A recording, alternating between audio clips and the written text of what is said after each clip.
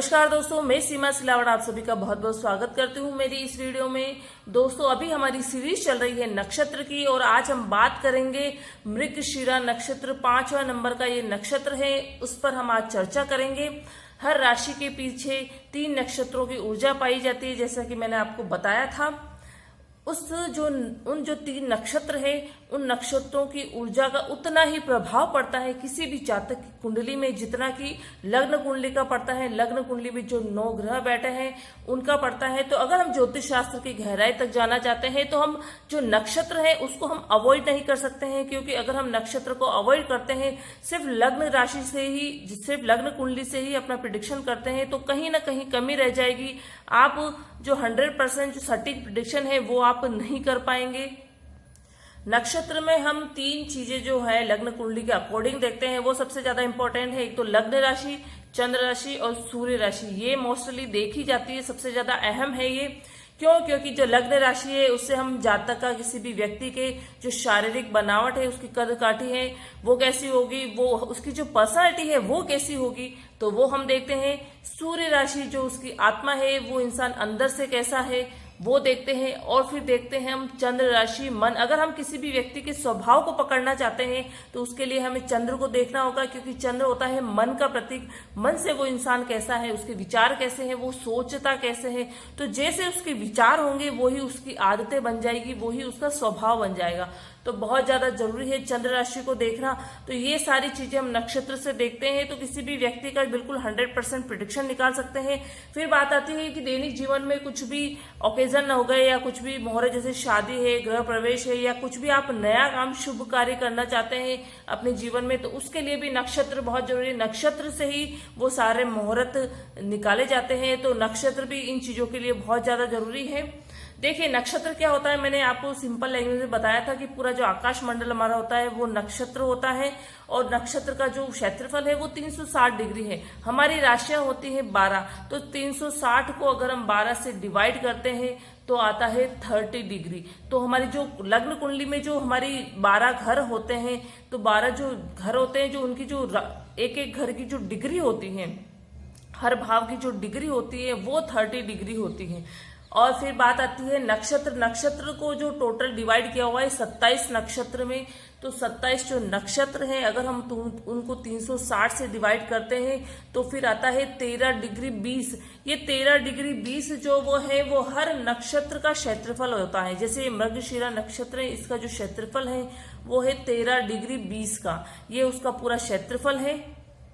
और मैंने आपको बताया था कि हर राशि के पीछे 3 नक्षत्रों की ऊर्जा पाई जाती है, लेकिन 3 नक्षत्र पूरे नहीं हो पाते हैं, 2.25 नक्षत्र की ऊर्जा पाई जाती है। जैसे कि मैंने आपको मेष राशि में बताया था कि अश्विनी, भरणी और कृतिका नक्षत्र। फिर कृतिका नक्षत्र का जो एक भाग था वो सिर्फ मंगल राशि के, मेष राशि के अंदर चला गया था, और जो 3 भाग थे उसके वो वृषभ राशि के अंदर चले गए थे।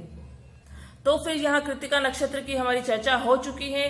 3 भाव, 3 जो पद हैं, इसके 3 जो हिस्से हैं वो वृषभ राशि के अंदर आ गए हैं। फिर बात आती है रोहिणी नक्षत्र, फिर वृषभ राशि में रोहिणी नक्षत्र होता है, फिर बाद में आता है मृगशिरा। तो ये तीसरा हिस्सा इसका आ गया, और 2 ये नक्षत्र टोटल मिला के 2.25 नक्षत्र वृषभ राशि के अंतर्गत आ गए हैं। रोहिणी नक्षत्र पर हम चर्चा कर चुके हैं। आज हमारी चर्चा है मृग राशि नक्षत्र में और मृगशिरा नक्षत्र में, सॉरी। और फिर यहाँ मृगशिरा जो नक्षत्र है उसको भी आप देखिए, यहाँ पर मृगशिरा नक्षत्र है वृषभ राशि के अंदर में, और इसमें भी 0 डिग्री से 23 डिग्री 20 के ये जो 2 पद है, 2 जो चरण है, जो 4 चरण होते हैं हर नक्षत्र के अंदर, तो जो 2 पद है, 2 चरण है, वो वृषभ राशि के अंदर आ गए हैं। और फिर 23 डिग्री से 30 डिग्री तक, मतलब हर नक्षत्र के अंदर जो 4 चरण होते हैं, 4 जो पद होते हैं, उन पद का क्षेत्रफल होता है 3 डिग्री 20 का। तो 3 डिग्री 20 के ये 2 जो पद है वो वृषभ के अंदर आ गए हैं, और ये जो 3 डिग्री 20 के जो 2 पद हैं वो है मिथुन राशि के अंदर आ गए हैं। तो यहाँ पर देखिए 2.25 नक्षत्र फिर हो गए वृषभ राशि के अंदर। तो ऐसे 2.25 नक्षत्र हर राशि के अंदर पाए जाते हैं। तो यहाँ पर डिवाइडेशन हो गया है 2 पद वृषभ में और 2 पद मिथुन राशि के अंदर। मृगशिरा नक्षत्र को सर्चिंग स्टार भी कहा जाता है। क्यों कहा जाता है? क्योंकि जो इसका सिंबल है, मृग का मतलब होता है हिरण और शिरा का मतलब होता है सिर। तो ये जो इसका सिंबल है मृग का सिर, तो जो आप हिरण है उसको देखिए, हिरण कैसा होता है, जो जंगल में होता है, इधर उधर घूमता रहता है, सर्चिंग करता रहता है अपनी भोजन के लिए, तो इसीलिए इसको सर्चिंग स्टार मृगशिरा नक्षत्र को कहा गया है। इसके सिंबल से इसको जोड़ के देखा गया है, इसको ये सर्चिंग स्टार का नाम दिया गया है। फिर बात आती है इसका सिंबल, मैंने आपको बता दिया था, मृग का सिर, और फिर आती है कि इसका कास्ट। ये सिंबल कास्ट प्रकृति में आपको इसलिए बता रही हूँ कि जो हमारे ऋषि मुनि थे जिन्होंने पूरे नक्षत्र की गणना की थी, पूरा ज्योतिष शास्त्र को बनाया था, तो जो उन्होंने तारों का समूह देखा था उसी से नक्षत्र का निर्माण हुआ था। क्योंकि पूरा जो आकाश मंडल है उसमें कितने असंख्य तारे हैं, तो उनको एक साथ उनकी गणना करना, एक साथ उनका विश्लेषण करना बहुत मुश्किल है। तो उनको 27 नक्षत्रों में बांटा गया है, छोटे छोटे टुकड़ों में बांटा गया है, ताकि उनका एनालिसिस करना बहुत आसान हो जाए।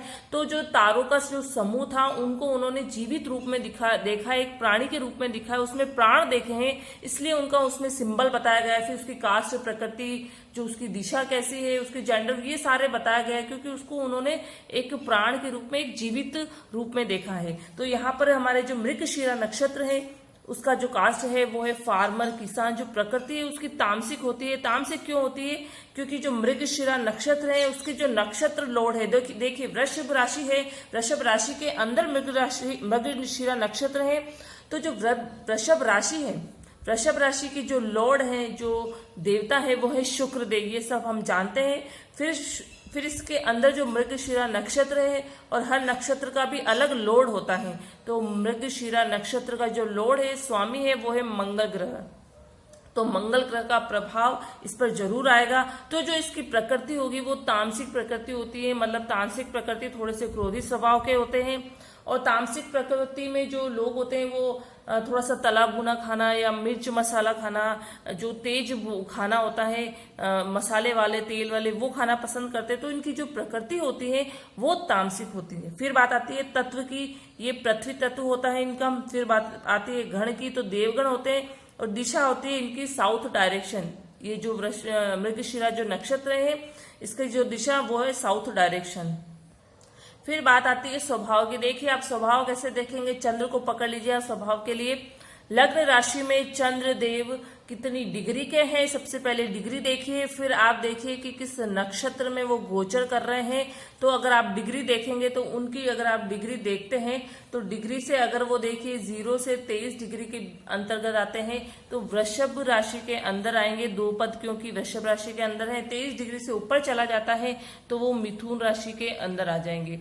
तो ऐसे आप उसको देख सकते हैं कि चंद्रदेव है वो किस नक्षत्र में है। मान लीजिए चंद्रदेव जो है 5 डिग्री है तो वो वृषभ राशि के अंदर है। सबसे पहले मृगशिरा नक्षत्र में आ जाएंगे, फिर उसमें भी वृषभ राशि के अंदर में आ जाएंगे। तो फिर अगर हम उसका जो नेचर है उस जातक का देखते हैं तो वो कैसे देखेंगे। वृषभ राशि के अंदर है तो शुक्रदेव को पकड़ लीजिए, क्योंकि वृषभ राशि के जो देवता है वो है शुक्रदेव। तो शुक्रदेव जैसा भी उसका स्वभाव होगा, क्रिएटिव होगा, काफी अट्रैक्टिव पर्सनालिटी के होंगे, क्योंकि शुक्र देवी बहुत ही अट्रैक्टिव पर्सनालिटी के होते हैं, स्मार्ट होते हैं, क्रिएटिव वर्क उन लोगों को बहुत ज्यादा पसंद होता है। फिर बात आती है कि जो मृगशिरा नक्षत्र है उसके जो देवता है वो कौन से हैं, वो है मंगल ग्रह, मंगल देव। तो मंगल देव जैसे भी उसमें गुण होंगे, थोड़े से जिद्दी स्वभाव के होते हैं ऐसे लोग जिनका मंगल ग्रह का थोड़ा सा प्रभाव होता है, क्योंकि ऐसे लोग जैसे गुस्सा तो करते ही है लेकिन जिद इतनी उनकी बहुत ज्यादा होती है। अगर उन्होंने कोई बात पकड़ ली तो वो किसी की भी नहीं सुनते हैं, वो हमेशा अपनी मन की करते हैं। फिर बात आती है मृगशिरा नक्षत्र की, यहाँ पे बात हो रही है। तो जो मृगशिरा नक्षत्र है उसका जो स्वभाव है, उसका जो सिंबल है, सिंबल से भी कई बार स्वभाव को जोड़ के देखा जाता है। तो यहाँ पर हमारा सिंबल है मृगशिरा नक्षत्र का मृग का सिर। देखिए जो हिरण का जो स्वभाव है वो कैसा होता है।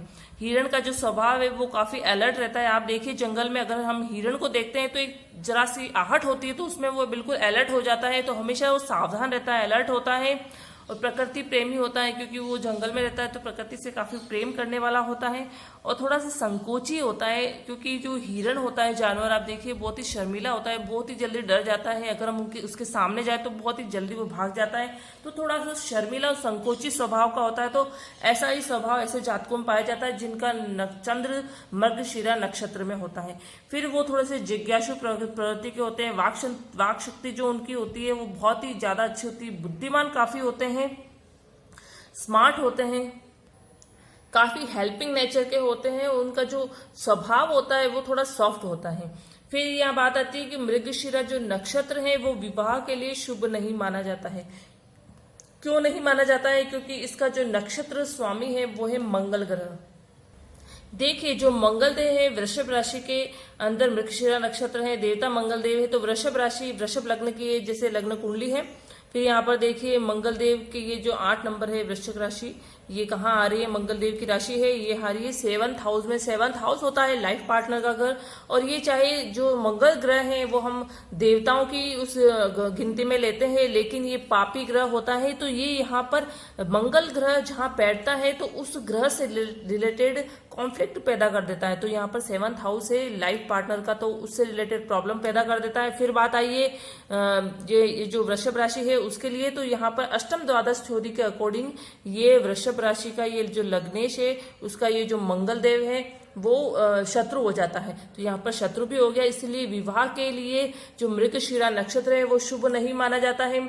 चंद्रदेव जो है वो लग्न राशि से हम देखें तो हर राशि से दूसरी राशि में वो 2.25 दिन ही रहते हैं। 2.25 दिन के बाद उस अगले भाव में वो चले जाते हैं, अगले घर में चले जाते हैं, लेकिन नक्षत्र में वो सिर्फ एक ही दिन टिकते हैं। तो अगर हम कभी भी विवाह के लिए या हमारा कोई भी शुभ कार्य होता है तो उसके लिए भी हम देखते हैं, तो अगर मृगशिरा नक्षत्र उस दिन में पड़ता है तो उस दिन वो दिन विवाह के लिए शुभ नहीं होता है, उस दिन को अवॉइड किया जाता है।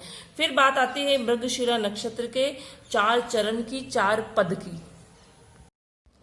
ये जो 4 चरण है, 4 पद है, ये नवमांश भी है। इससे हम पूरा जो ये 4 चरण 4 पद से नवमांश का निर्माण होता है, नवमांश भी देखते हैं। नवमांश भी बहुत ज्यादा इंपॉर्टेंट है, बिना नक्षत्र के नवमांश की भी गणना हम नहीं कर सकते हैं। तो देखिए यहाँ पर कोई भी आप देख सकते हैं, मैंने आपको चंद्र ग्रह बताया है, कोई भी ग्रह आप देख सकते हैं, सूर्य चंद्र मंगल कुछ भी आप देख सकते हैं। तो देखिए मान लीजिए जो बृहस्पति देव है वो है आपके 20 डिग्री के, और 20 डिग्री के अंतर्गत है तो वो आ गए वृषभ राशि के अंदर, मृगशिरा के अंदर, मृगशिरा नक्षत्र के अंदर। फिर बात आती है 4 चरण की, क्योंकि ये जो 4 चरण है उसमें भी अलग अलग जो राशियां हैं उनका प्रभाव होता है। तो फिर वो 20 डिग्री के अंतर्गत आ गए, वृषभ राशि के अंतर्गत आ गए हैं।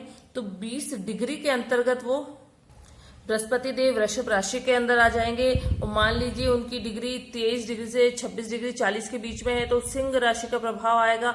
तो बृहस्पति देव को आप नवमांश में उठा के देखेंगे तो सिंह राशि के अंदर आ जाएगा, मतलब सिंह राशि 5 नंबर, तो 5 नंबर के साथ में आपको बृहस्पति देव बैठे दिखाई देंगे। तो उनका प्रभाव भी इन पर होगा। सिंह राशि के जो देवता है सूर्य देव, तो काफी एनर्जेटिक होंगे, काफी उनमें थोड़ा अहंकार की भावना भी होती है, आत्मविश्वास बहुत ज्यादा होता है, विल पावर बहुत स्ट्रांग होता है। तो ये प्रभाव होगा 26 डिग्री से 40 के बीच में, 30 डिग्री तक होगा। तो कन्या राशि का प्रभाव होगा, वाक शक्ति बहुत अच्छी होगी उन लोगों की, और बुद्धिमान काफी होते हैं, और जो बिजनेस का जो गुण होता है वो उन लोगों में काफी अच्छा होता है। 0 से अगर 3 डिग्री 20 के बीच में होंगे, क्योंकि हर जो चरण है वो 3 डिग्री 20 का होता है, तो उसमें अगर कोई भी ग्रह होता है नक्षत्र के अंदर गोचर करता हुआ तो वो तुला राशि के अंतर्गत आएगा। नवमांश में आप उसको देखिए 7 नंबर के साथ वो बैठा हुआ आपको दिखाई देगा, तुला के साथ आएगा। तो वो जो अपनी पर्सनल लाइफ है, जो अपने व्यक्तिगत जीवन है, उनको ज्यादा महत्व देते हैं, तो ये थोड़ा सा प्रभाव उन पर दिखाई देगा। 3 डिग्री 20 से 6 डिग्री 40 के बीच होंगे तो वृश्चिक राशि का प्रभाव होगा, और मंगल ग्रह का वही उसमें प्रभाव पाया जाएगा। तो ऐसे हर जो नक्षत्र होता है उसके भी 4 चरण होते हैं। वो 4 चरण आप नवमांश से भी देख सकते हैं, नवमांश से बिल्कुल मिलता जुलता रूप होता है ये। और जो इनमें जो राशियां होती है, जो देवता होते हैं, उनका भी प्रभाव उन पर बहुत ज्यादा पड़ता है। तो ऐसे आप नवमांश की भी गणना कर सकते हैं, और नवमांश का ही निर्माण नक्षत्र के द्वारा किया जाता है। तो दोस्तों ये वीडियो आपको कैसी लगी है? हर राशि के पीछे जो नक्षत्र होते हैं और नक्षत्रों के भी जो देवता होते हैं उनके पीछे जो इनके 4 चरण हैं वो सारे मैंने आपको इस वीडियो में समझाए हैं। तो अगर आपको ये थोड़ा सा टॉपिक थोड़ा सा हार्ड होता है तो मैंने कोशिश की है थोड़ा अपनी तरीके से इजीली समझाने की। तो अगर आपको समझ में आया है तो भी आप मुझे कमेंट बॉक्स में कमेंट करें। आपको कुछ भी कंफ्यूजन है तो भी आप मुझे कमेंट बॉक्स में कमेंट करके पूछ सकते हैं। मेरी वीडियो को ज्यादा से ज्यादा लाइक करें, शेयर करें, और अगर अभी तक आपने मेरे चैनल को सब्सक्राइब नहीं किया है तो प्लीज मेरे चैनल को जल्दी से जल्दी सब्सक्राइब जरूर करें। Thank you.